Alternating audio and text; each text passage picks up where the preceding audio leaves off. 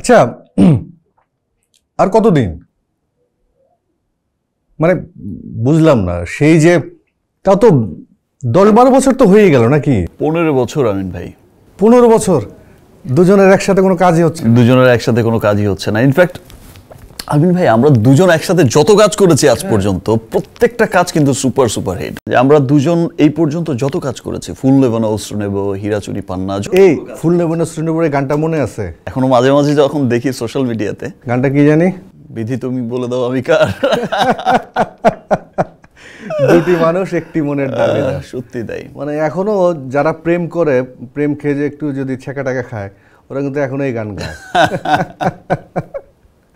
আচ্ছা, আবার কি একসাথে কাজ করা যায় না নাকি? কি মনে হয়? প্রায় প্রায় ফেসবুকে দেখি অনেকে লেখালেখি করে যে সাকিব ভাই, আমিন ভাই আপনারা একসাথে কাজ করেন না। চলেন শুরু করে দেই। আচ্ছা, ইমিডিয়েট কিছু করা যায় না? ছবি করতে গেলে সময় লাগবে তো, গল্প রেডি করো, ডিরেক্টর রেডি করো, প্রডিউসার রেডি করো। ইমিডিয়েট আমার ঢাকা ক্যাপিটালস, আমার টিম কেনা আছে, দেশের নাম্বার 1 টিম ঢাকা ক্যাপিটালস। তো ঢাকা ক্যাপিটালস এর সাথে ওয়ালটন যুক্ত হয়ে যান।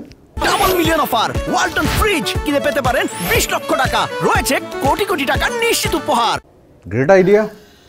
ঢাকা হচ্ছে বাংলাদেশের রাজধানী, 1 নম্বর সিটি। ওয়ালটনের সবসময় ক্রিকেটের সাথে আছে, তো সো ওয়াই নট আমরা একসাথে কাজ করি। হ্যাঁ চলেন স্টার্ট করি। আমার মনে হয় একসাথে কাজ করলে এবার বিপিএল একটা ধামাকা হয়ে যাবে।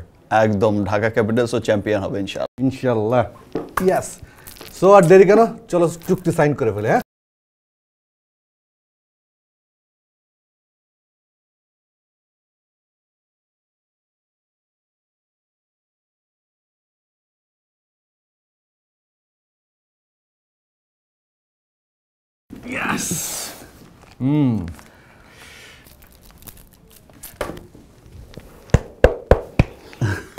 বিধি তুমি বলে দাও কাপ এবার কার? কেন ঢাকা ক্যাপিটালস ছাড়া আবার কার? ঢাকা ক্যাপিটালস একসময় দেশ ছেড়ে সারা বিশ্বে নাম ছড়িয়ে পড়বে, যেমন ছড়িয়ে পড়েছে ওয়ালটন স্মার্ট ফ্রিজের নাম সারা বিশ্বে।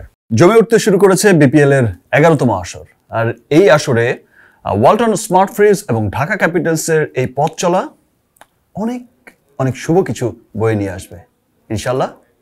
Best wishes for Dhaka Capitals. Together we rise.